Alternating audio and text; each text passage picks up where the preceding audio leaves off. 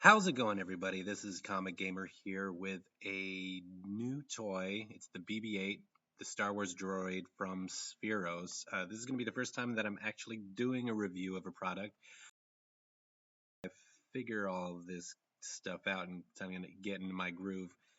So let's just jump right into it, get started. I already opened up the box, as you can see here, and what's inside the box is the BB-8 droid, the head, which is just magnetically connected. There's no sensors in it whatsoever. It doesn't have eyes, it doesn't have a camera, it doesn't have hearing. The other thing that comes in the box is the inductive charger and the USB, the micro USB power cable. So I plugged the inductive charger in, I put BB-8 on it, and I downloaded the app onto my Galaxy S5 through the App Store. You end up doing the initial calibration, and then he lights up. But let's get into the different modes that he has. Drive mode turns it into a radio control ball. As with, all radio control vehicles, all they allow you to do is drive it back and forth. And even though you can only drive it back and forth, radio control vehicles are really fun to use, especially if you have a lot of area to drive it in. And that's where the downfall of the BB-8 is. When you're driving it around with your phone, you don't have the tactile feeling of being able to drive it around with an actual controller. And the other thing is, most people don't really have that much room to drive this in. I have a large hardwood area where I was able to drive it back and forth. Thicker carpets, it doesn't seem to do too well. A flat carpet, it does pretty decently. But when you run out of hard space in a house, and if you have a tiny house, then this toy may lose its luster fairly quickly. The other mode that the app has is the message app, where you can record and view holographic messages single time. You can't really upload it to any social media or record it to your phone, so that loses its fun and appeal very, very quickly. The other app section is Patrol, where it'll allow BB-8 to patrol your house. It gives you a bunch of different readouts, speed, uh, velocity, its balance sensor of the gyro, and allows you to change the different features.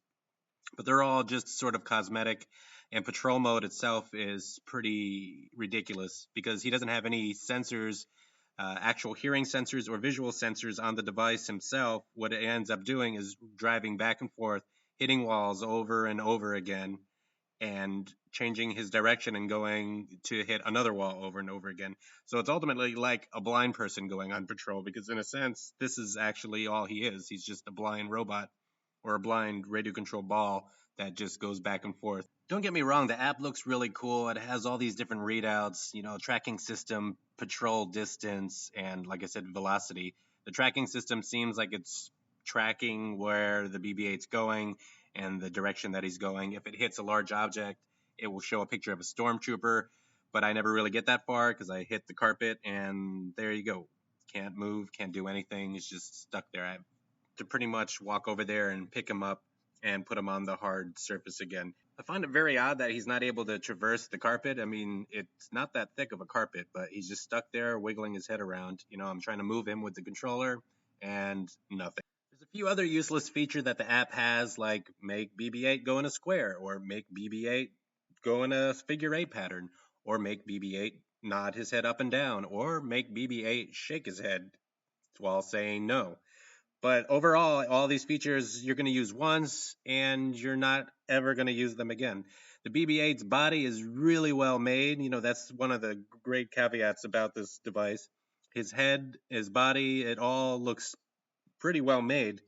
In general, BB-8 feels pretty sturdy. The one other downside is, watch, when you take his head off, you're going to see just these wheels, and it's just going to get filled with garbage, lint. Everything that comes off of your floor is just going to get stuck in that wheel. And you can see here that this eye is not even a sensor. His antennas, they're just useless pieces of plastic. There's no sensors on this device whatsoever. Overall, this toy is pretty well made. It's sturdy. It has a decent weight to it.